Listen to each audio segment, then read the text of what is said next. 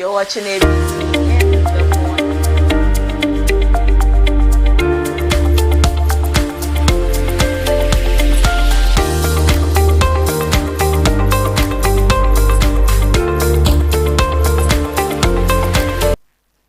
ABC in the morning, live on ABC News GH. We apologize, sincerely apologize for the technical mishap that lost the connection for that brief period of time. But we are back on, and let's head straight into our main discussion for today.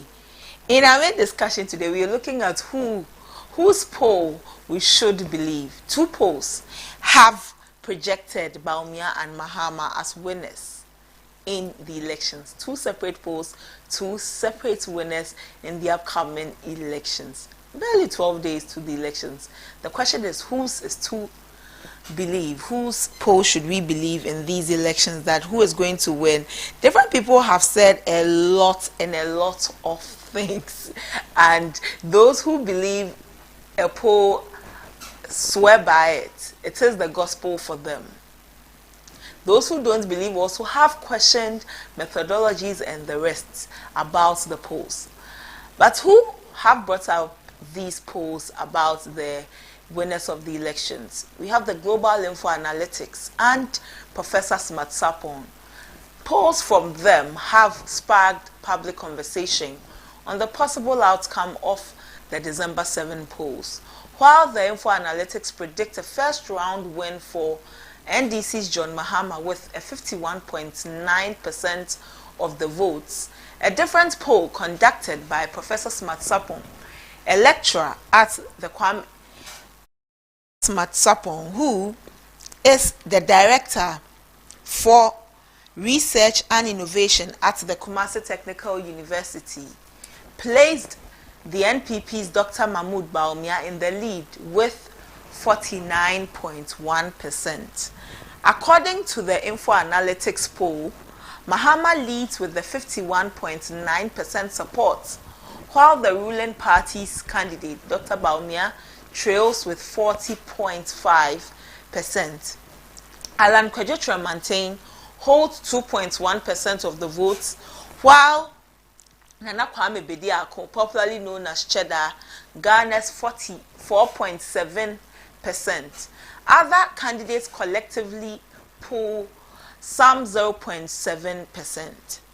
The poll reveals that while the race has tightened in the swing regions of Greater Accra, Central and Western, the Akan and Northern regions appear to be deteriorating for the ruling NPP, less than 3 weeks before the elections. On your screens, you see some of the polls. This is a poll from the Global Info Analytics that in the Bono region, Dr. Bawumia has 51.7%, John Dramani Mahama has 37.6%, Alan Kwadwo Kyerematen 3.6%, Nana Kwame Bediako with 6.6%, and the others with 0.5%. This is the poll from the Bono region. In the Ahafo region, Dr. Bawumia 47.8%, John Dramani Mahama 39.5%, Alan Kwadwo Kyerematen 2.2%, Nana Kwame Bediako 3.8%, GUM 4.1%, and others 2.7%. This is still from the Global Info Analytics. So these are some of the projections from them. In the swing regions, Mahama leads with 51.1%, followed by Bawumia at 39.5%. Alan Kyerematen at 2.0% and Nana Kwame Bediako at 7.0%. The others 0.4%. In the Akan regions, Bawumia leads with 46.6%. Bawumia follows with 44.5%. Alan Kyerematen 2.6%. Nana Kwame Bediako 5.6%, and others 0.9%. In the northern regions, Mahama leads with 64.7%. Bawumia 33.9%, Alan Kyerematen 0.7%, and Nana Kwame Bediako 0.7%. In the Volta and Oti regions, Mahama leads with 72.7%, Bawumia at 19.7%, Kyerematen 2.2%, Bediako at 3.3%, and others at 2.2%. However, Dr. Mahmoud Bawumia, the presidential candidate for the New Patriotic Party, is leading in the latest poll by Professor Smart Sapon with 49.1%, while the flag bearer of the NDC, John Dramani Mahama, trails by 45.8%. Independent presidential candidate Nana Kwame Bediako follows with 2.2% and Alan Tremantin with 1.2%. The poll conducted by Professor Smart Sapon, who is the Director for Research and Innovation at the Kumasi Technical University, said the candidates obtained these figures as of November 16, 2024, 4 weeks to the elections. According to the poll, all other candidates put together obtained 1.7% of the votes. So we'll be running on your screens Professor Smart Sapon's predictions ahead of the elections. But we have joining us Dr. Samuel Efriye, who is a political scientist at the Kumasi Technical University, and Salam Minsia, a senior analyst at the Global Info Analytics. We'll have conversations with them about these polls, 2 separate polls indicating 2 separate winners in the elections. Whose should we believe? Good morning, gentlemen. We are grateful for your time and your patience this morning. Hi, good morning. Hello, Salam. Hello. Yes, Salam. Good morning. Hello, Salam. Hi, good morning. Okay, we're trying to establish contact, and then we will have conversations with both Dr. Samuel Efriye and Salam Minsia.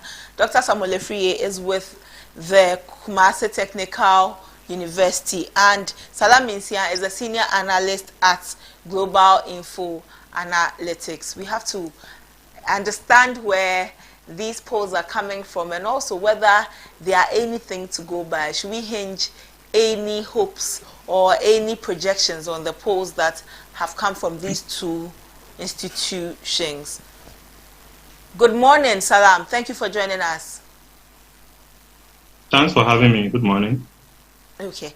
So, Salam, many have raised concerns about the methodology of the Global Info Analytics poll. Can you run us through the methodology? Well, I'm not sure. Okay, you are talking about the telephone poll, right?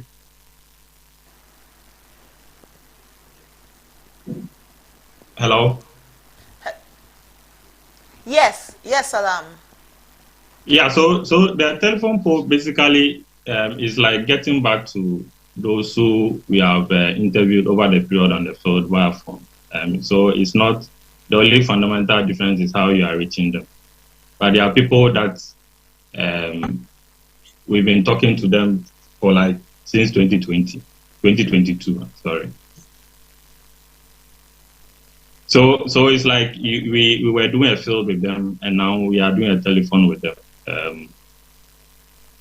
It's not. I know people will say okay, but some people say talking to people on the field is not the same as talking to somebody on the telephone. Yes, but we also know that somebody is more likely to be much more open on the telephone than on the field. I mean, so both of them have their pros and cons. Both of them have their pros and cons, but in essentially the error margin shouldn't be too much between the 2 of them. But I must say that the poll that we've done, I think we've done about 4 or 5 telephone polls since October. That is not our final prediction. In the poll, we have different models. We have the registered voter model, the committed voter model, and likely voter model. Actually, the model that is likely to be mimicked on the election day is the likely voter model. And that one has the undecided. Okay, so the undecided, we are going to do our modeling to see how they've answered some other questions and do the model to incorporate in the final predictions. So that one will come, I believe, by the close of the week. telephone poll, how do you select your sample to be able to ensure that you're having the most optimum representation? Yeah, we select based on different demography and techniques. Okay, so we do the baseline for the party affiliation. So we try to make sure that we have that in our sample. I think between MPP and NEC is about 2 points gap. Then have floating voters about 18-20%. Then have the undisclosed. Then we also do according to gender. We do according to religion. We do according to ethnicity. So we try to make sure that in the sample all the various demography are adequately represented. That we don't overweigh or underweigh any demography. Okay. Well, Salam, I'll come back to you, but let me also ask Dr. Samuel Afriyie for his initial thoughts on this. Doc, good morning. Thank you for your time. Yeah, good morning, and thanks for having me. And also, special greetings to Salim as well. Salam, please. Good morning. Hey, Salam, sorry. Salam. Okay. I'm sorry. Good morning.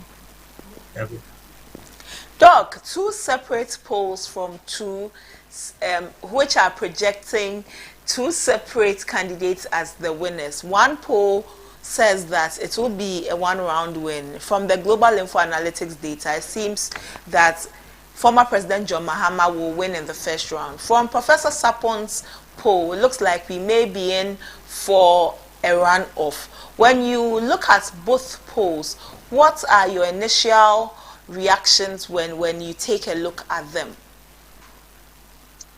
Yes, thank you once again, and also with your viewers as well.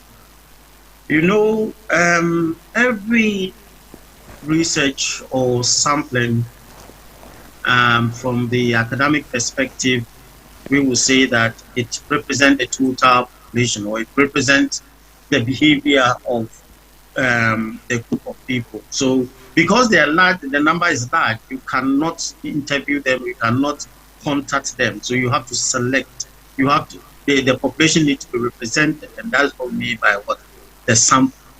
And you know, when we talk about sample, the two that is the two views about how these presidential candidates win the election. All of them in research, you cannot just discount the other because the methods will be different, the sampling approach will be different, the size will be different. The only thing is that your sample size should not be too small, and also should not also be too large.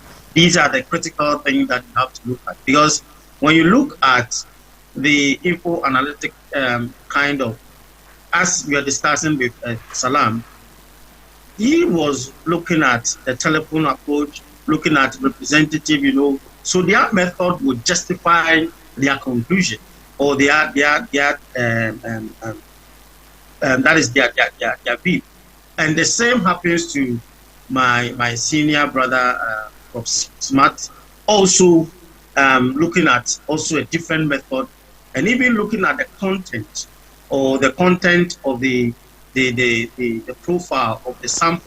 You realize that yes, his is different, and also the info analytics is different. So in all, you realize that you have different results outcomes. So we can't just say that this one is wrong or this one is better, but in research or in data collection, we have different views, different because we have different methods or ways of collecting data. So, my dear, what we all have to look at is that when you look at the sample size, you look at the population, you look at the profile of these kind of people, then it can give you a conclusion.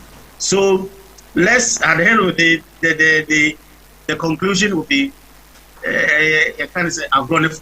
So let's see the outcome of these, that is the elections on the 7th, and hopefully maybe one of them might be right or might be wrong, but we cannot just discount it because the profiling of these respondents are different, and also the sampling approach is also different, and maybe the type of people questions, because Salam was talking about the behavior. Some people think that if you contact them face to face, you can able to get the certain behavior. But if you use the telephone as they used, that one, some people will just not will give the information because it's not face to face. So any method that you use will have advantages and disadvantages, and its associated kind of issue. So I believe that the research, that is how it's been done, and not just make a straight conclusion on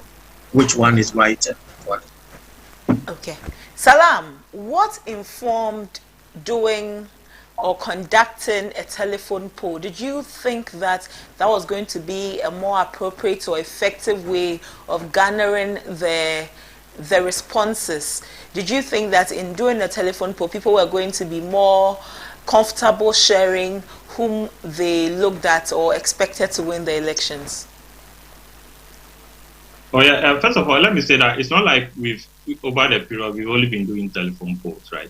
Since January 2022, we've been doing quarterly polls to date, and I think it's just recently that we did a telephone poll. Yeah, but as I said, the telephone poll, I mean, it's easier to deploy and try to get the results, and it's also because we're doing a weekly tracking poll. It will be easier if you are doing a telephone poll, so that week on week you see how the numbers are moving from one candidate to another and all that. So let's not. It's not really the case that we only do telephone poll. We also have throat poll and try to compare to see how wide off or otherwise it is, and it's not much. And the other thing we should also know. I mean, my humble suggestion to people who read polls is that a poll is not an exact science. That's why you have what we call a margin of error. So when you are reading the poll, you have to also read that in context. So when somebody says you are getting 49, 45, is the margin of error is 2, it means that it is between 47 and like 51. Okay, it's a range. So if, let's say, the person gets 50, you can't say that the person is wrong if you account for the margin of error. I think sometimes we just look at the headline poll and neglect the other fine detail, which is also the margin of error. Okay. Dr. Friye, when you look at both polls from Info Analytics and Dr. Smart Sapong, their approach and their findings have been consistent. So it means that both polls have stayed true to what they are doing. In this case, whose poll should we say that we want to believe?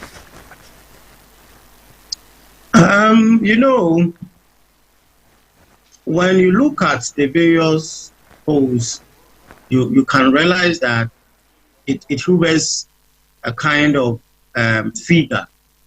When you look at Prof. Smart 1, you realize that it's between the 40, 45, 49, and as Salam said, the margin of errors will also determine whether you go up or you come down.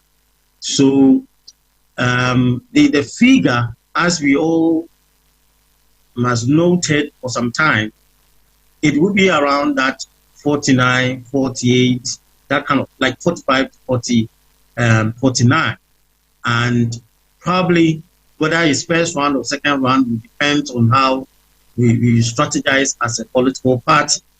And so we cannot discount. That is why I said that you cannot just make a general conclusion, a simple assertion that this one is right and this one is wrong, because the methodologies are different, the approaches are different. But at the end of the day, it's all gearing up to a certain direction. But I would say that the figure that they are all trending up gives credence that it will be within the 40 and the slight difference of up to the 50.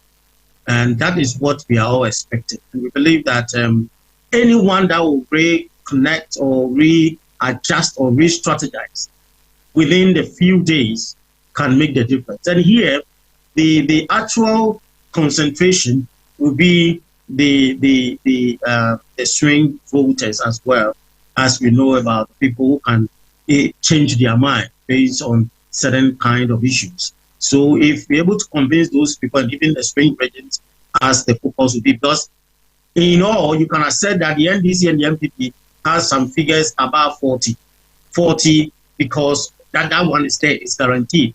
But the difference to make you win is what is so important. So I think that the issue about these polls, at least you can realize that it's some figure that can be churned out for the election. So the one that will be smart within that shortest possible time will cross the 50. And I think we all can agree that we will not go for the second round. Who will be smart? But since Salam works with Info Analytics and they conducted one of the polls, Doc says that the one who will be smart will be able to cross that threshold. As a senior analyst from the Info Analytics, if one of them were to be smart, how would you say they should, which tangent would you say they should go on to be able to secure the majority of the votes in the elections? Well, as Doc said, the voter population are made out of different groups. We have the party people, we have the floating people, floating voters, and in our sample, we have the undisclosed. That's those who are saying, those who know the party they support, but they won't tell us. So over the period, we realized that the gap between the JM and VIP has narrowed in terms of the party base. They used to be around the mid to high 80s, whilst GM was in the early to mid 90s. Now, I think the gap used to be 10%. Now it's about between 3 and 5%. So that the base is much more narrowed now. But where the issue is the floating voters. Okay. The floating voter, the gap between the vice president and the GM is pretty wide. Plus also the undisclosed. Now I want to make a little. I hesitate to talk about somebody's poll, but the only thing that caught my eye. I mean, there are a lot of things that I've talked about, but the only thing the one thing that caught my eye was his turnout projection. Okay, his turnout projection is like 81.4%. Yeah. Now over the period, the trend has been that in the 8-year cycle, the average turnout trend is like 68%. Okay, so now to project like about 13% above the average turnout is pretty extraordinary. It is possible that is also driving the numbers, how close or otherwise it is. So we will see. As Doc said, after election day, we will see who is right, who is wrong, who is far off, who is not far off, and all that. So I don't think we should argue too much. The election day is just close by, so we'll see. It is pretty extraordinary. Won't you also believe that the period we are in is an extraordinary period? This is the first time a former president is coming back to stand in hopes of being elected. This is also the first time we're having two major candidates from the northern part of the country. The circumstances surrounding the elections itself is extraordinary. Don't you think that that's what also accounts for the high numbers that we are seeing per that poll? Yeah. Okay. So if it's about the two candidates from the north, then maybe we should expect a high turnout in the north. Now, over the 8-year period, what we see is that there is apathy. With respect to the apathy is high with respect to the floating voters, because you see, for them, they are normally not very partisan. They want things to be done right and all that. So if they see that these two parties are almost mimicking themselves every now and then, by the 8-year cycle, they become a bit demoralized and really turn out.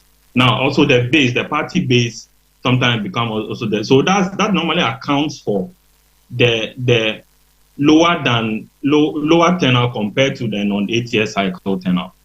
As to whether the former president and all that, you see that what is fundamental is that the voter is looking at the political class and how they are governing, and they might not see or their expectation might not have been met in terms of what they say and what they do.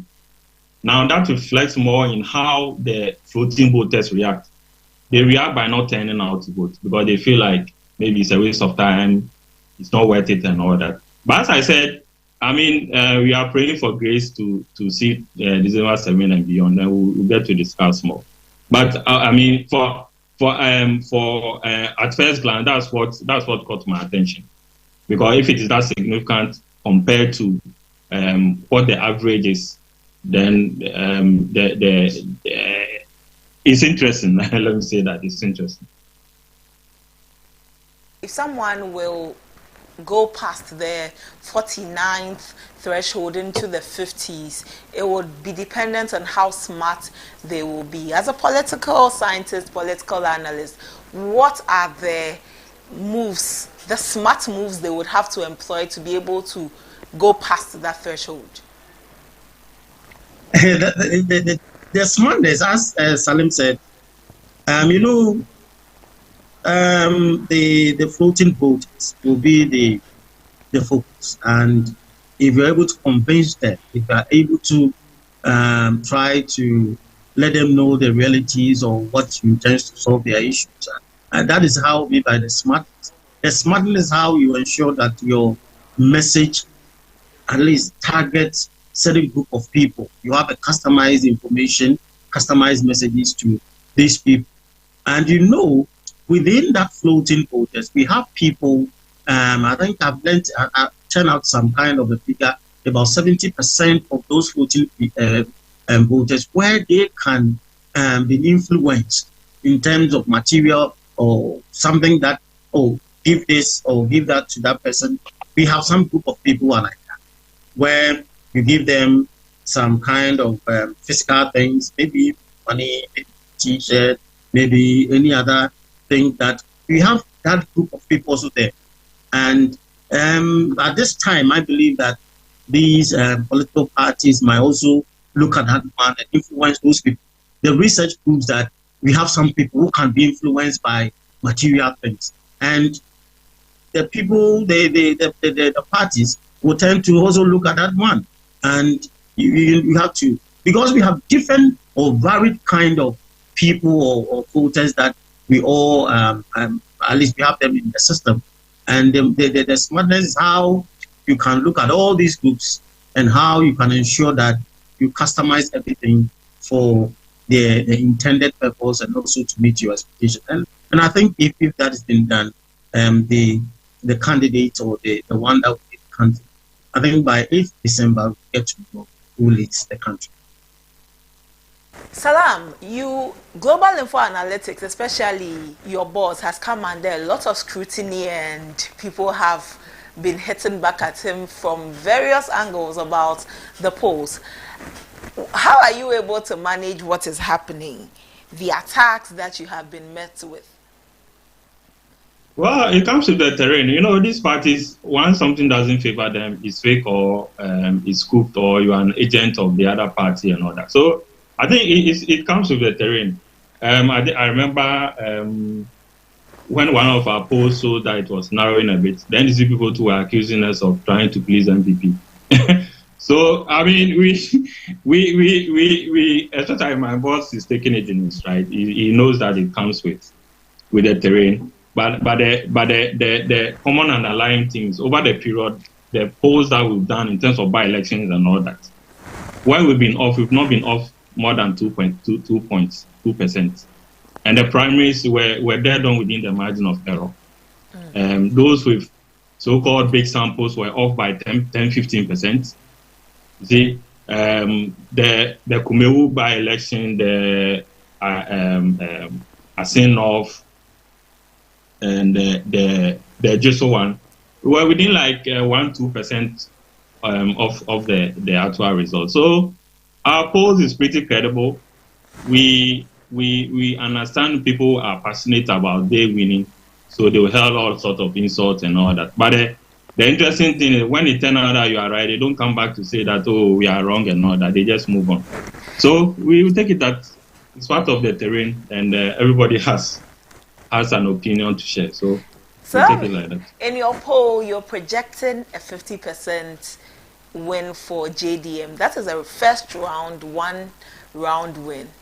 In the event that it is different and the NPP rather wins with a 50%, what would you think? How would this sit with the Global Info?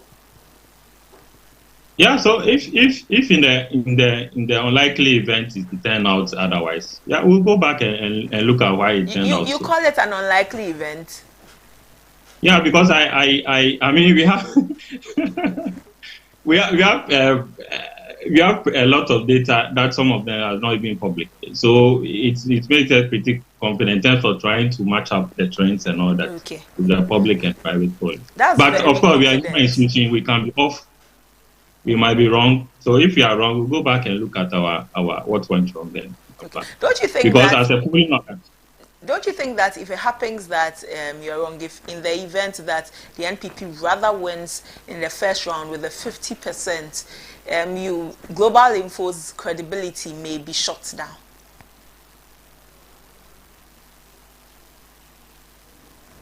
Hello, Salam. Okay. When Salam comes back, we will have that conversation with him. Let me come to you, Doc. Okay, so we have lost both the Doc and Salam. When we establish contact with them, we will ask them more questions. But Salam says that it is very unlikely that the NPP would rather win by that 50%. Per their polls, it is the NDC that is winning a first round victory. That is obtaining a first round victory in the 7th December polls. The NPP achieving that will be unlikely, and that is the word he uses. Want to understand, because anything could happen in the elections. What does it mean for the credibility of Global Info Analytics if that happens? Because he says that they don't think it will happen because per their work, their research, it is very unlikely that the NPP wins this elections and wins it in the first round per their research. He says they will go back to the drawing table and look at it again. Would see that about it. But two separate polls. Professor Smart Sapon's poll projects Dr. Bawumia winning the elections, and Global Info Analytics projects Mahama winning the elections. Per Professor Smart's polls, which you'd see on your screens very soon, Dr. Bawumia will win, but by some 49%. So it means that there may be a runoff. We would have to go into a second round of the elections. Per his polls, there will be a runoff. Of course, he's predicting that there will be some 49.1% for Dr. Bawumia and 45.8% for John Dramani Mahama. This means nobody will get that 50% plus 1. So per his polls, we will go into a runoff. However, Global Info Analytics predicts a 50%, and over 50% win for John Dramani Mahama. That's why when I asked if it turns, the tables turn, and it is Dr. Bawumia and his MPP receiving that 50%, what will that mean? And he says that obviously it will be an unlikely event per their polls. He says it will be in an unlikely event that happens. We are looking to establishing contact with them again so that we can have more conversation. But what do you think? All of these polls, do polls even make any?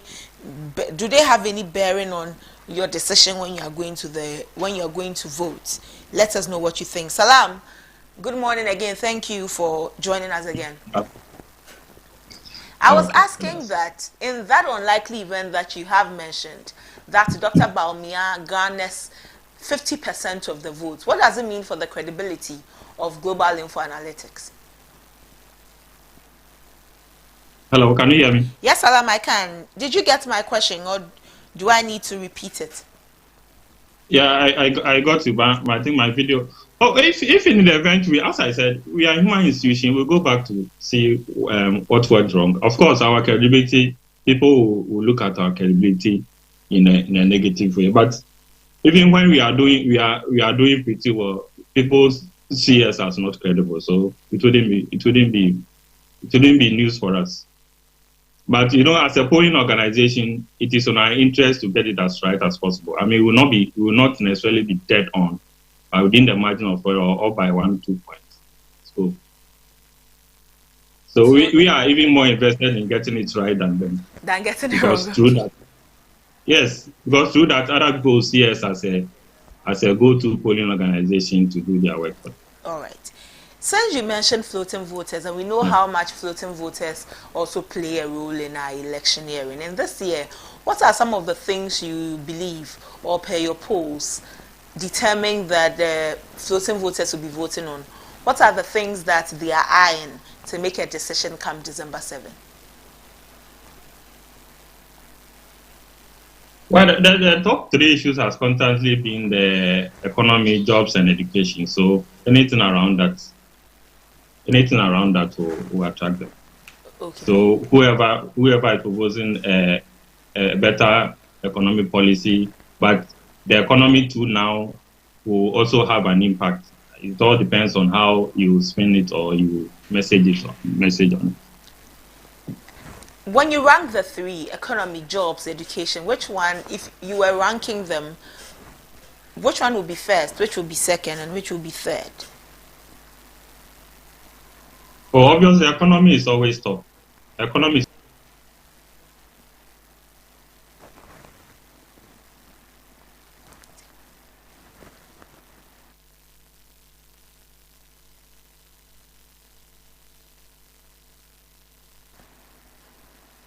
Hello, Salam. Okay, we've lost Salam again, but we'll have conversations on these later on in subsequent ABC in the morning shows. We are getting into the elections, so most of the conversations will obviously be centered around the elections. This is all for our main discussion this morning on ABC in the morning. Look out for more on this. But at the moment, 2 polls projecting 2 separate winners. Let us know whom you'll be voting for, and are you voting based on a poll? Are you making your decision based on a poll? Salam says that 3 things: economy, education, jobs. Are they the things that you are hinging your votes on? We'll see as we go on. We'll open the phone lines from tomorrow to hear what Ghanaians also think. What are the things you are hinging your votes on? You can send us a DM on our socials at ABC News GH_. Let us know the things that are informing your votes. We are posting a lot of our videos on our socials. Would be glad if you commented under them. Let us know what you're also thinking. We want to also hear from you via our social, so that it's not only when we open the phone lines here. This is all for our main discussion. Samuel Nimado, my colleague, is on hand to bring us politics today. We'll see which of the constituencies we are entering today, and we'll bring you some very comprehensive analysis of the constituency. Stay with us, don't go anywhere.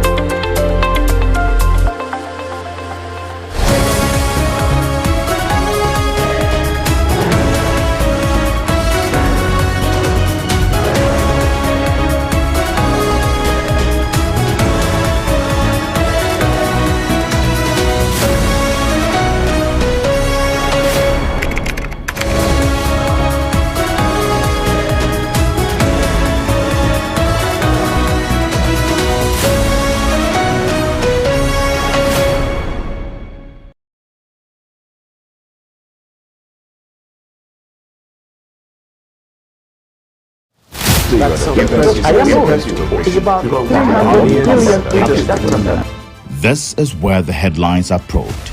Policies scrutinized through an objective lens with an unbiased approach to every discussion. Key in to a series of pulsating conversations with the hard questions. Why do you still want to run when you have failed? I haven't. What do you mean by failed? in-depth analysis of policy proposals. If it is a temporary program, why do we want to still create another gold reserve exchange program also to address a temporary issue? If you introduce a temporary measure and you realize that the temporary measure works and is sustainable, you have to rethink whether or not it should just be temporary. And every agenda and positions intellectually debated to set the record straight. Look, you still don't answer the question now. Good. Question is, if Article 78(1) is anything to go by, your ministers of state largely are supposed to come from the parliament. Yes. The law says that not less than 10 and not more than 19. So these are your cabinet, your ministers of state you're going to get. How do you intend to? Have you thought about managing that hurdle? Absolutely. If I hadn't, I probably would not get on the fray to do this. On Focus on ABC, we focus on the matter, the personality, and the answer beyond the rhetoric. Focus on ABC shows every Thursday at 7 p.m. only on ABC News Ghana television.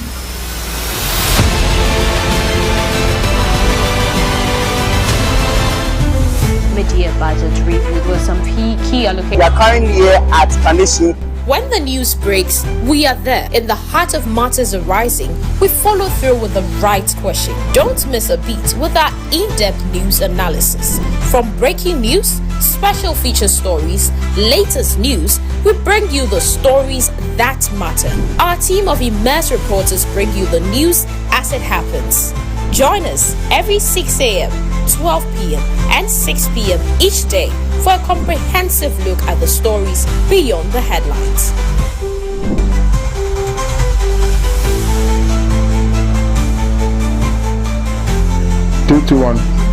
You're watching ABC News GH. ABC News GH, your trusted source for news.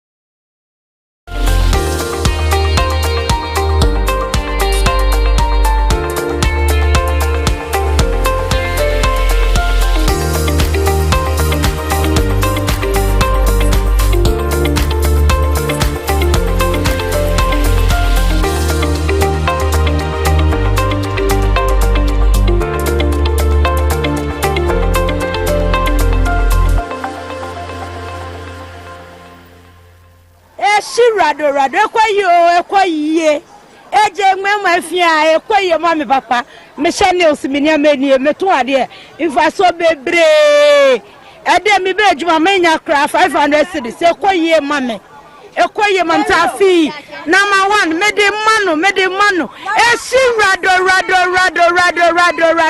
number 1 ba umi ahwe amupe umumpo me abina Hilda the assassin season 5 mesu basu life and colored esi rado mede mau on the 7 mede mau esi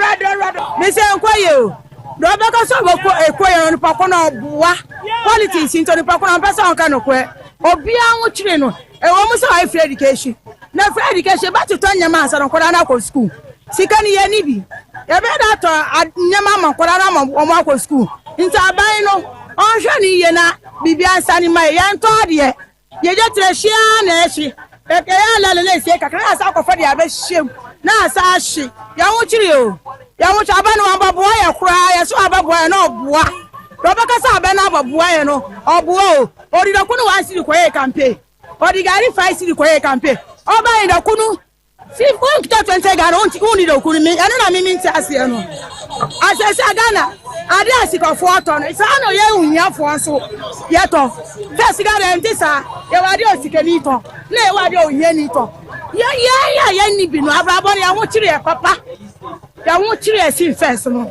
se sa mo ya ye free education ya ho kire tama school nu ye tua ka na esane ma ye kaka ye be tua de iska ye be tua ladbe first ladbe ma yi so ma bobo ni boy ye dia ma mi 30 Ghana 20 Ghana a month say 1 month 3 weeks 2 weeks 1 million madam na si people na say so nkoto fofo as so yes wow just me ya bibia ye won to kaka say first who show yanko kai mo ti mi tua no lorry fe na say say me say bi ni won ti no yanko lorry time kura ko na o tete 7 lorry fe 6 lorry yanko won ti mi tia fa ma yanko nti e bre do ba ka say e bre wa Ghana say so no pa ko no obuwa me any politics inti echi ama won chira politics inti mi papa ti we inti no na won chira unti mi nkasa say mi papa ti we inti ta e ba ya mpanyufo no omo be tie ya se no mu sampa ya won chiri ye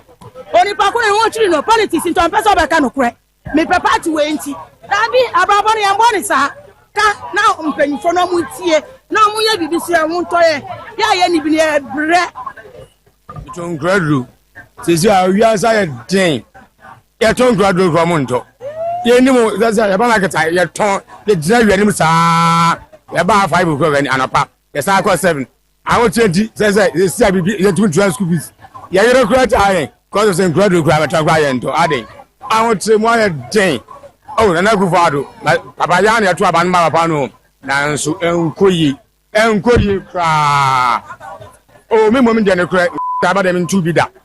E bi say me ni NDC me ni MPP. Me ridi de ekoyi a na mato. Sa taba me ntu bi. Enti me ridi a me hwe de beboa me na mato aba no. E bi say e botre e tu botre kwa wansi kwa bi ma adintia. Mo me o ska kram na waye. Na e mo aye den. Me to akutuo ni lemon. Say lemon no ne boa den ka first lemon no oha ni nyina 20 Ghana 10 Ghana. Ya boa ni bebre 22 si obi a tumi tobi. By say lemon 100 Ghana, 80 Ghana. Oto unya hwe. Ade na nipa ni ho a ope na so ni sika wo de beto ne boy ni din. Na afie we so edwa no enye ye ntade. Enema ye ba ye obi asisi ni nema ho a wo mo a ne abeto ba ko bi ama. Edwa ne nye enti ye sra won sa o mema o man ni mu aye ye kakra ma sika no won ma sika mla kuro ma na ye so ye nya ye to ade ne ye so ye to ye nya bi mu ye botom. Na ye manu su kosko ye nya bi da toto ne ma ma wa da akọ nti sa na se betra ne ma hu o mu sa free education ho de ba ya betra ne ma hu na ya nto ade na kwala ni kosko a de na ye re betoto ne ma na ka won ho ma won wako nti ye sra won o ma sika mra o ma ni mu na ye so ye ton a ye ntumi ntobi ene hwe akutu e fe se akutu ha na ye 10 cedi ye boa no 1 cedi 2 cedi ene akutu ha 100 Ghana 90 Ghana woton a wonya hwe enti yesra won empanifo ne yesra won ama no wonye ne ye man na yeso ye ho ye ni boafo bia o man mu no na yeso ye nya bi kakra obi wa woni obi a dwuma na woni nua woni papa woni obi a wo man bi na dwuma na ye ni kun ye ne maame ye ni bibia enti so ba na ya nto ade sa eye din enti yesra ye empanifo mo ayen me to aba me hwe o man no nipa oba beboa yen ama yen so ye ton ade a yen so ye betumi ato na yeso ye nya bidi ato aduane edi ye nya bidi ahwe ye ma enu ti na ma yen so ye de ye to aba se ye to aba ma mo na se mo beba o man ni mu na dwuma aniema nyina ya basa na ye nto ade na wo betra ho a na wo nton ntumi nton bi wo dan ta mo aso nya scan fa ntuaka wo be ye ne den me ma ba de mitumi chese me to fa na me to fa me koyi ni wo de ami ni am koto ama no so ati ase afi we me to aba pa ni am koto ama no National Democratic Congress is heavily dominated in this constituency, that is Ododi-Odo constituency, and as we are left with some few days to the election to go to the polls and make a decision, the 7th December 2024, the constituents in this area will make a decision to vote for a member of parliament and also a president of the country. We are here in the constituency to find out from constituents what exactly would influence their votes and as to who they will vote for or whether they will vote or not. Let's find out from them what they had to say.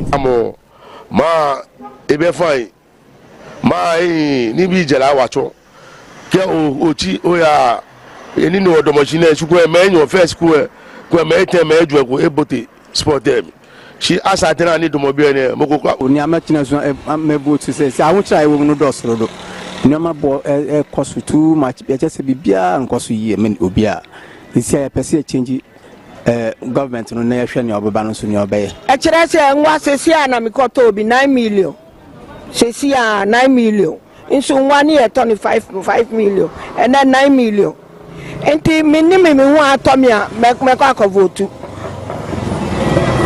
what you say me wa hu kire mu nti me ntumi votu o se na kroma ye din no nti yesu ye be votu na yahwe se yesisa na kromu subetumi asisa na se obia e hu se bibia mo ayedin so nyama mo ayedin bibia keshi maami e wacho maami e wa wanye ni wo hi ni first wo le akeshi ka ya election time a chi oni be fe ni flan ba jipon sha fi ni election time ele ni fia no tenwen mo fia no tenwen onye wa kono. So you have heard it from the members of the constituency, that is Ododi-Odo constituency, right here as they shared their views and mentioned what will actually influence their decision for them to vote. Most of them made mention that things are not really going on well and so they are not voting. Others also made mention that they will vote basically because they want development in this constituency. And as we say always on ABC News Ghana, we say we remain your poll center, election poll center, and hashtag vote no violence. Reporting for ABC News Ghana and the Opon Dinchi Ododi-Odo constituency, Accra.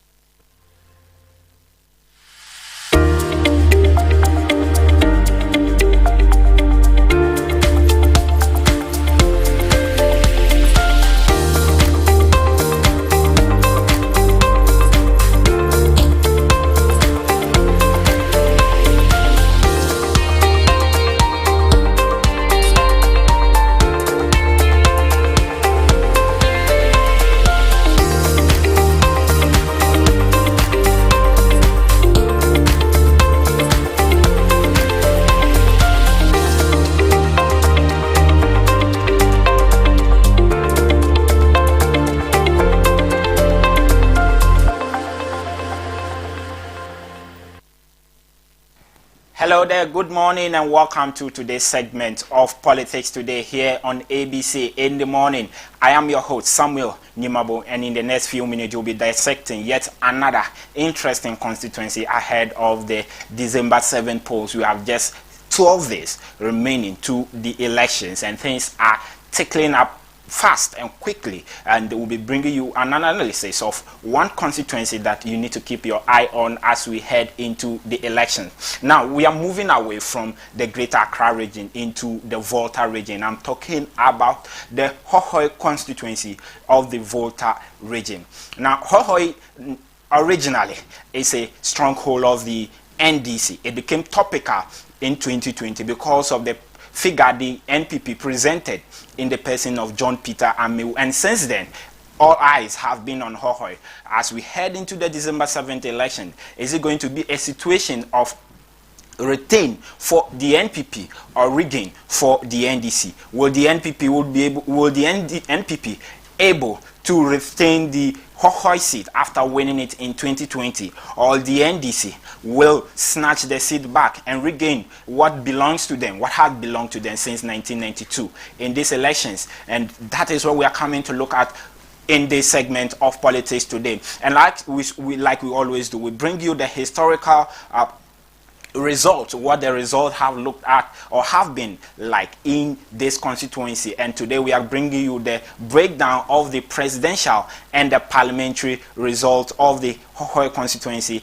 and we'll be able to gauge as to how the vote will look like in the 2024 election, both in the presidential and in the parliamentary election. So quickly, let's delve into the outlook, or what has been the outlook in the presidential result in the Hohoe constituency. So as we've done before, this is how it looked like in the Hohoe constituency, the trend in the presidential result from 1992. However, we are bringing you from 96, but if you look at far back from 92, the NDC has won in this constituency in the presidential elections.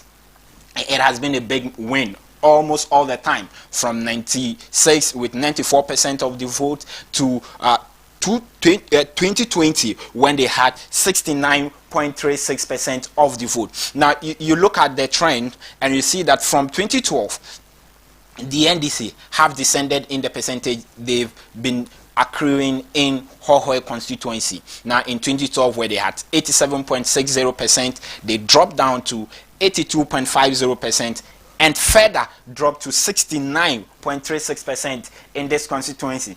And the drop in 2020 was a big drop. If you look at from 82.50 from in 2012 down to 69.36%, it is a very big drop, and that is as a result of the NPPs beginning to put their work together in that constituency, putting their foot together in the Hohoe constituency, as a result also of the parliamentary candidate that they placed or that they had in the 2020 elections. Now, the Minister for Railway, he was former Minister for Energy, John Peter Amewu. Now, if you look at the NPP, their performance in the presidential result has been some very small wins, or some very small percentages they've gotten over the years, from 96 with just 5% of the vote to 2000, all the way to 2020, where they saw the biggest percentage in terms of the presidential result. In 2020, they had 29.78% of the vote in the presidential result. A very big rise from 2016, when they had 16.10% of the vote. And we'll be bringing you why this jump happened, why the jump from 16.10 to 29.78 happened in the Hohoe constituency, because we know that the Volta region is the bank of the NDC. It is public knowledge. However, the NPP is trying to exert their authority in the Hohoe constituency by making some gains in that constituency. So this is how the result have looked like in the Hohoe constituency for the NPP and the NDC as well. Now let's go into the parliamentary result. How has it looked like in Hohoe? The parliamentary result, how has it looked like? You see the line graph from 96 as always, the NDC exerting their dominance in the constituency, winning by some big margins, although it is smaller than what they've had in the presidential result. It has always also been comfortable for them in the parliamentary result as well. 78.40 in 1996 to 71.30 in 2000, all the way to 2020 when they lost the seat for the first time in the history of the Hohoe constituency. The NDC lost the seat, now getting only 44.74% of the vote. Again, look at the trend in the pattern from 2012. They had 81.60%. In 2016, actually, they were able to see an upward adjustment in the percentage of the vote they got in 2016, increasing it by some marginal point to 82.90. Then from 82.90 in 2016, they dropped very hugely to 44.74%. That is, if you are looking at just the nominal percentage change, that is about almost half of the vote dropped in this constituency. Now, the NPP, on the other hand, have seen some steady upward adjustment in terms of their percentage from 96 up until 2012, where they saw a drop in their percentage in the Hohoe constituency. In 2016, they increased it a bit by a marginal 3%. Then in 2016, when they had 15.10, in 2020, they went ahead to win their results in the presidential election, the first of its kind happening in the bank or at the bank of the NDC. The NPP were able to bring an upset in the 2020 election. Then again, how will this shape up in the 2024 parliamentary election? Because the person who won the seat for the NPP, John Peter Amewu, is still on the ticket for the New Patriotic Party in these elections. However, the NDC's candidate has seen a new face in these 2024 elections. Will John Peter Amewu be able to retain the seat for the NPP, or it is time for the NDC to regain what has been there since 1992? Before we get into that breakdown, let's look at the key parliamentary contest since 2016 and look at the vote difference that these contenders have had in the elections. Then we'll be able to tell you what the nominal vote will look like in the Hohoe constituency. Now, if you look at the key contest in 2012, the NPP lost the vote in the parliamentary elections, lost to Benis Adiku Hello of the NDC, where the NDC candidate had over 40,000 votes in this constituency with a very big margin, 34,128 difference in the vote. She gave the NPP candidate in the 2012 election. Let's look at how the difference was like in the 2016 as well. Keep your eye on this figure: 34,128 vote difference between the NPP and the NDC. Now let's look at how the 2016 elections look like. 2016, the NPP lost again, but you see that the difference in the nominal votes that they had, the difference in the nominal vote came down from somewhere 34,000 to now 28,975 in the 2016 elections.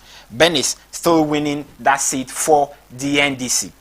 Let's look at the 2020 elections where the NPP brought the upset in this constituency. Let's look at the 2020 elections where John Peter Amewu won the seat for the NPP in this election. John Peter Amewu cemented his fate in the Hohoe constituency, becoming the first NPP candidate to win the election. Now, before he even won this election, he went to contest in the parliamentary primaries for the New Patriotic Party. He contested for 3 times, lost all the 3 times, until 2020, where he was able to win the parliamentary primaries for the New Patriotic Party and went ahead to cement his place in the constituency, winning by some 26,952, giving a margin or a difference of 5,131 votes. The first time an NPP candidate has been able to do this in the Hohoe constituency. Now, Margaret Kweku, who was the NDC's parliamentary candidate in this election, is no more on the ticket. There's a new face for the NDC in their constituency because this lady moved away from the then Hohoe constituency. Now she's now part of the SAL, following the split of the Hohoe constituency to Hohoe, and now we have SAL. Unfortunately, SAL was unable to participate in the 2020 elections following the constituency, the EC's inability to finish the procedure for the constituency to participate in the 2020 elections. Now, SAL is going to be part of the 2024 elections, so they are going to make up the 276th constituency in the 2024 elections. So this lady is no more within the Hohoe constituency. However, the NDC have gotten their own replacement. Let's look at who wins in the 2024 elections for these constituency, the Hohoe constituency. Is it going to be John Peter Amewu of the NPP cementing his face once again, or it is going to be Thomas Wolanyo Chekpo of the NDC? These two candidates have to rival it out in the Hohoe constituency. Will it be a situation of a gain, a regain, or a retain? Now, let's look at what is going to inform the voters' decision in the 2024 presidential and parliamentary elections in the Hohoe constituency. And I am joined by our correspondent, our reporter from the Hohoe constituency, who is in the voter region. Muftau is joined. I'm joined by Muftau to give me or to give us what the voters and how the voter sentiment is like within the Hohoe constituency. Hello, Muftau. Yes, good morning, Muftau. Yes, my greetings to our cherished viewers. Right. And right, Muftau, you have been in Hohoe for a while now. You've been monitoring the sentiment all around in the constituency. What has the voters been saying, and what have they been telling you will be their key issues come December 7th? Okay, so thank you for giving me the opportunity to speak about this, to analyze this dynamics.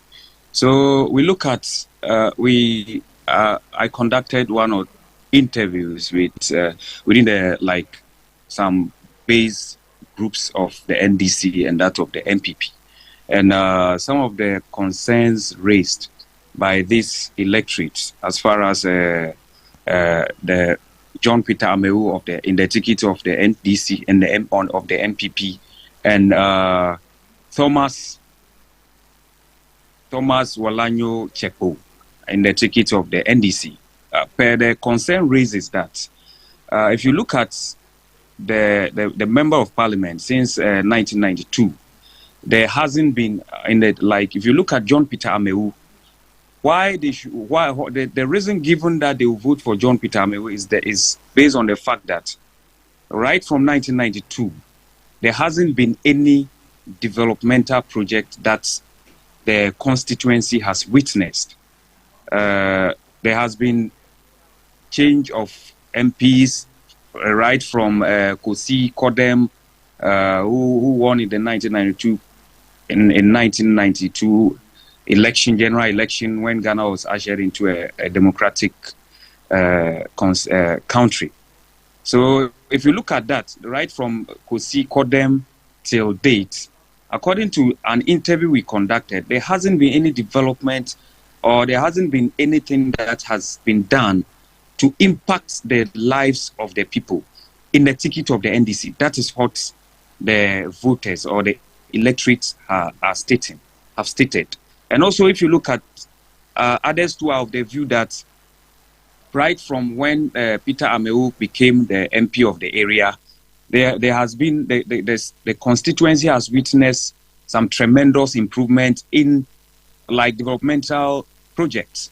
So they raised the concern of inner city and inner town roads that were constructed that were lobbied and as a result of the strong lobbying skills of the MP, they have been able to construct some inner city routes for them. Also, there has been electrification projects across the whole of the Hohoe township. And also, some are also of the view that when Peter Amewu came into parliament, he now revealed the secret of the NDC to them. That is the interview, I conducted. According to them, Peter Amewu stated that some of the electorates stated that some of the projects that were coming were not reaching the constituency. There were some damning allegations that some of the MPs by then were not making good use of the money that was the funds that were invested to the constituency for development. So when Peter Amewu came, he's able to sit them down and let them know that these were some of the cake, the national cake that was accrued, that were meant for the people of Hohoe. But because they believe that even whether they do those projects or not, they will still win. And there hasn't been any development. So apart from the development, they regarded John Peter Amewu as a development-oriented person, and that he's action-driven, and also he's accessible, unlike any other MPs from 1992 till date. You try to go and see an MP, you have a problem, you cannot get access to the MP. And with Peter Amewu, he's very accessible. He attends their social gatherings like funerals, weddings, and pardon? Hello, Muftau. Yes, please.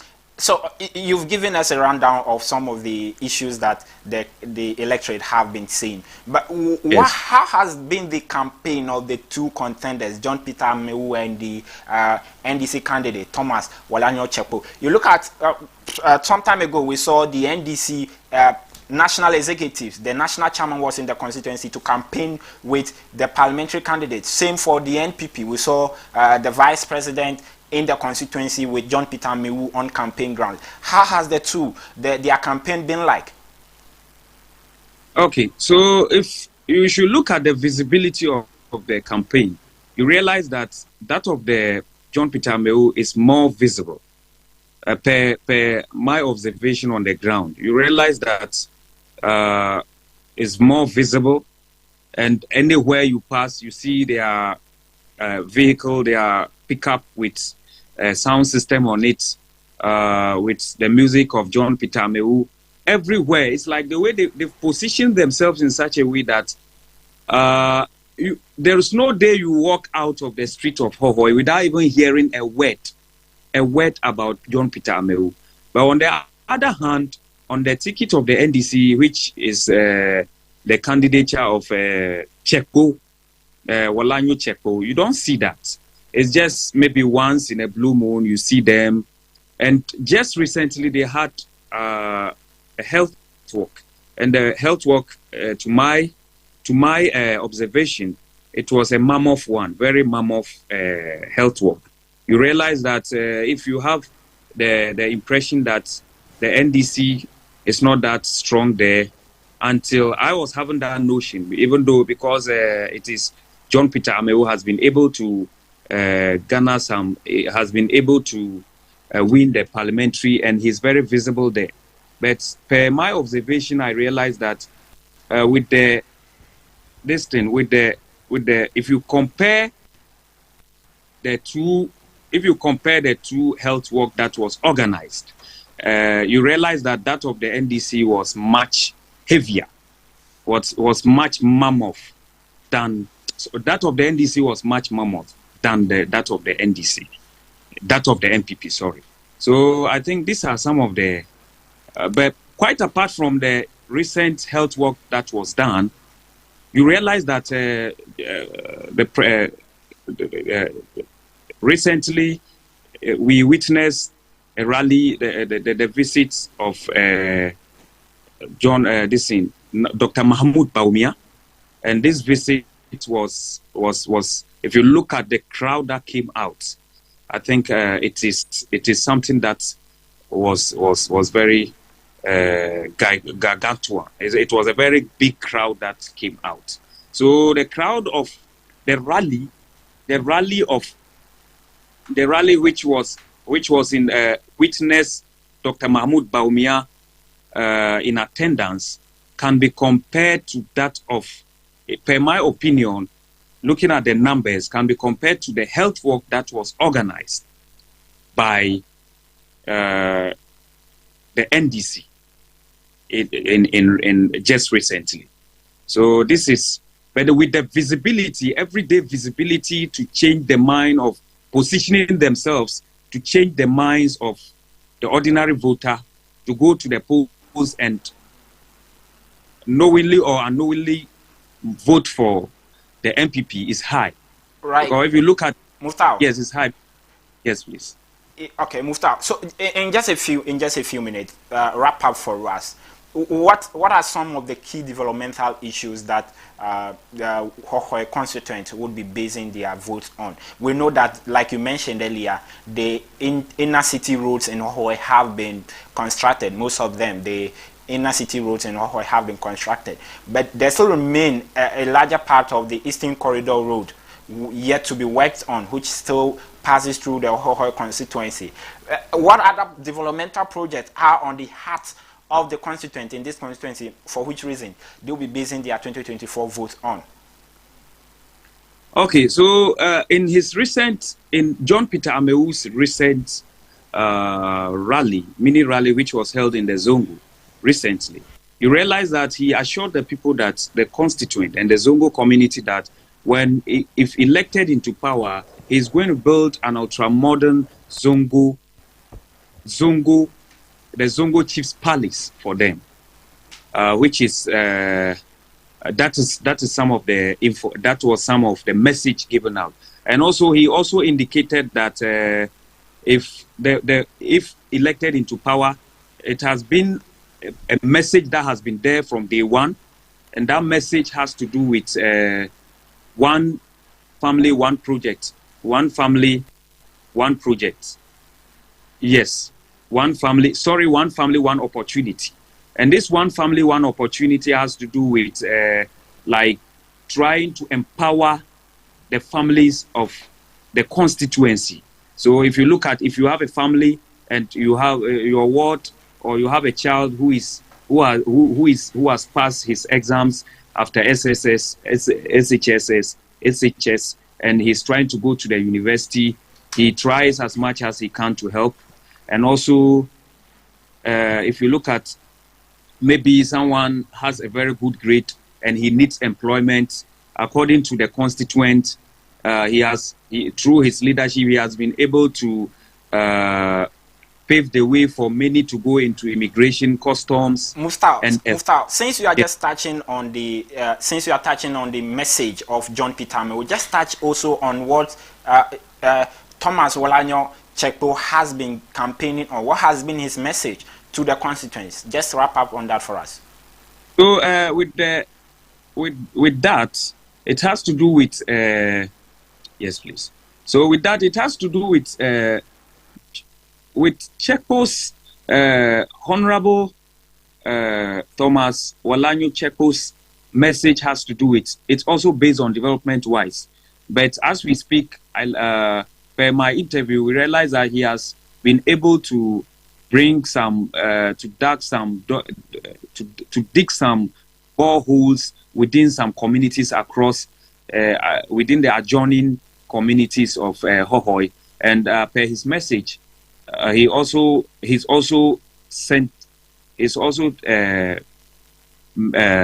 hinging his message on development, and that's what John Peter Ameu is doing. He's also going to, when elected, he will also do same to ensure that the Hohoe constituency also enjoys the national cake. So this has been it has been a development-oriented message from both sides, both the NDC and the MPP. But what the voters are saying is that there will be skirt and blouse votes, and that they will vote for John Peter Ameu but because of his works. But when it comes to the general economic, you look at the general economy in its entirety, some are of the view that roads and those things are not something that will put money in their pocket. And based on that, they are going to vote skirt and blouse. Others are also, when they vote for the presidential, they will vote John Mahama for the presidential, and with the parliamentary, they will vote John Peter Amewu. Others are, it's a mixed opinion. Others are also of the view that they will vote both the NDC MP and vote John Dramani Mahama as the president of the come 2024 general election. All right. I know I mentioned that wrap up on this for us, but before I let you go, Muftau. Now, in 2020, we saw a situation where SAL was demarcated out of the Hohoe constituency and were not able to participate in the elections in this constituency. And people believe that John Peter Amewu won because of that decision taken by the EC to separate SAL from the Hohoe constituency. Is that still the feeling that because the people of SAL, the people of SAL are still not part of Hohoe, John Peter Amewu still has the advantage in this constituency, or it is based on his developmental work that is going to lead? If he's going to win, he will win, and it is not based on because of the demarcation or the separation of SAL from the Hohoe constituency. Okay, so if you look at, if you observe, and based on the interview, some of the interview I conducted with some of these constituents, many are of the view that as part of the 18 constituencies of the region, the Volta region that the MPP, the NDC have been winning, it would have been very, very difficult for Honorable John Peter Amewu to be able to snatch this MPship from the NDC.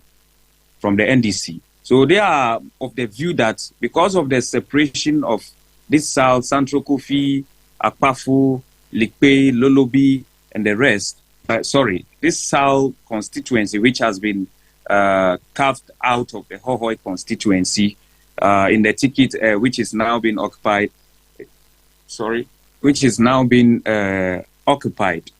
in the ticket of Fred Agbenyo.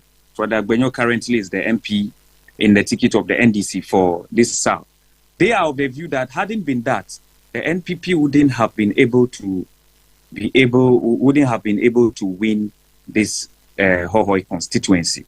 But others are also of the view that even if SAL were to be part of the Hohoe constituency, based on the developmental project and how accessible he is, and based on certain characteristics of the MP, they regarded him as the man of the people, and that based on that could have given him a competitive advantage over any other NDC candidate that would have stood in the ticket of the NDC against him.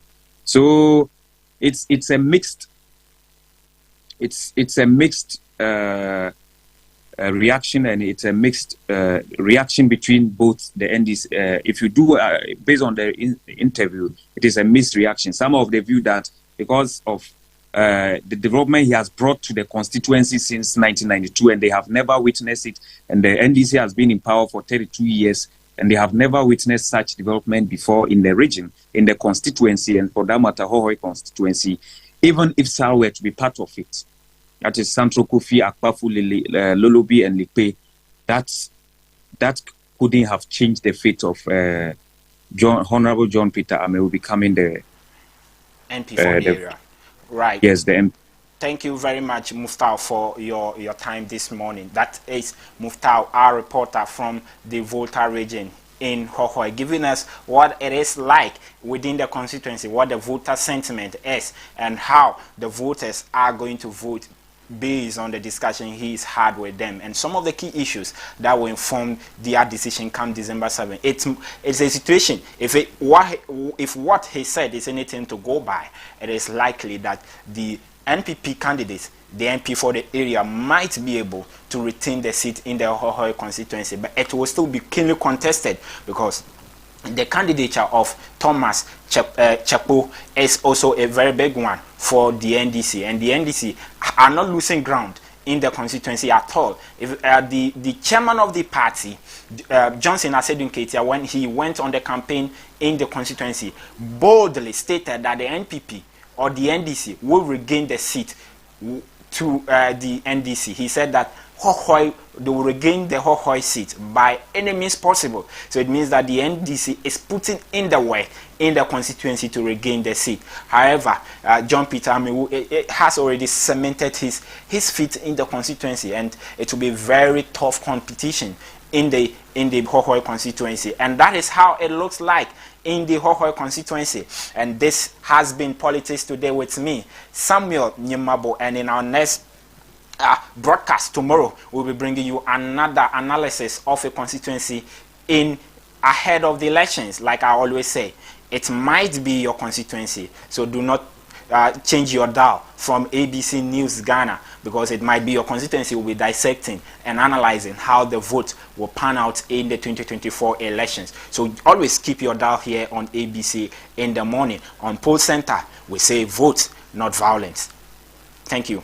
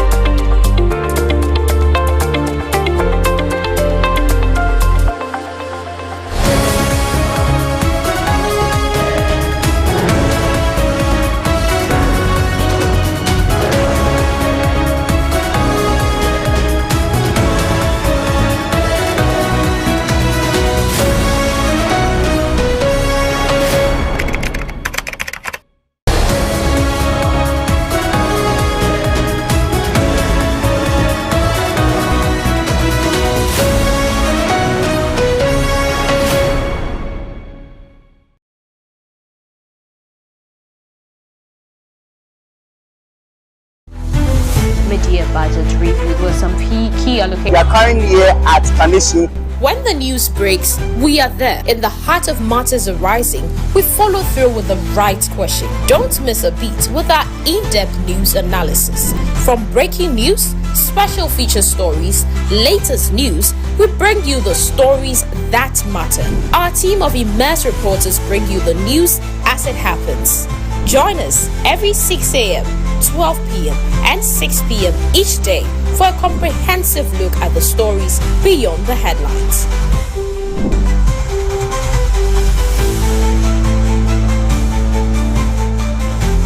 2 to 1. You're watching ABC News GH. ABC News GH, your trusted source for news.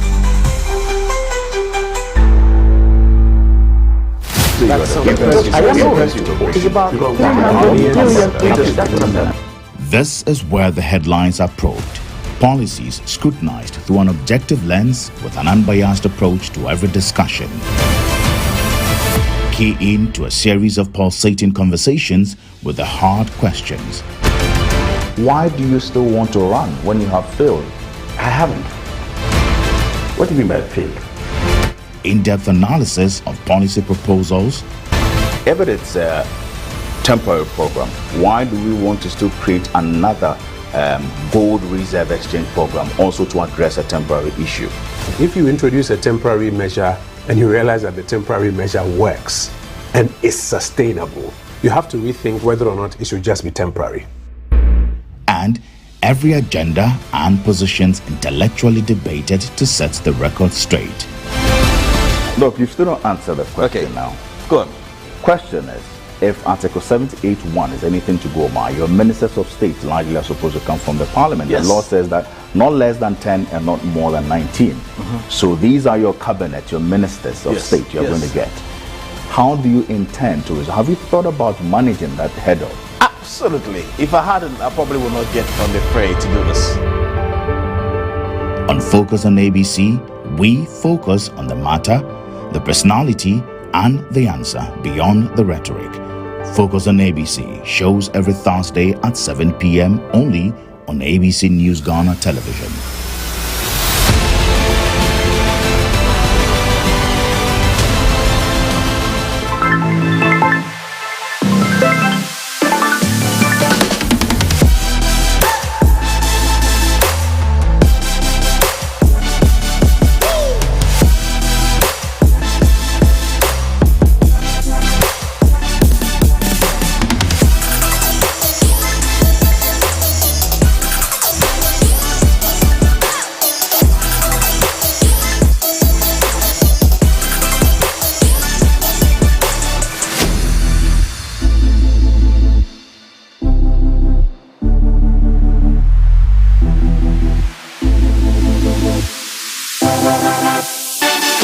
Over 5 million children have benefited from free SHS. Protect free SHS. Vote Dr. Bawumia #1 on the ballot.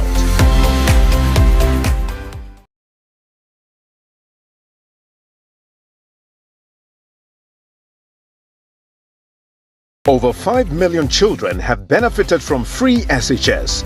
Protect free SHS. Vote Dr. Bawumia #1 on the ballot.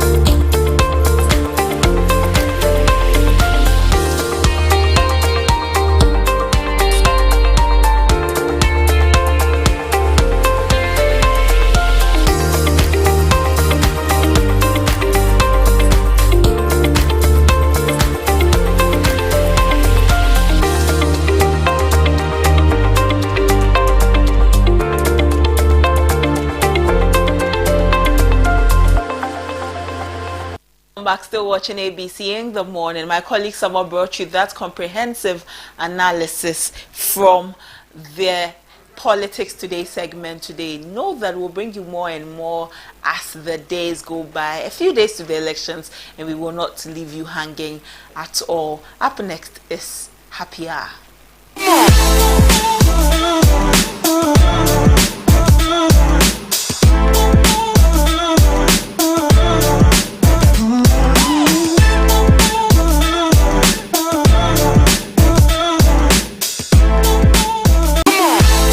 Weekend was the 9th Emmy Awards, Emmy Africa Awards. Let's take some excerpts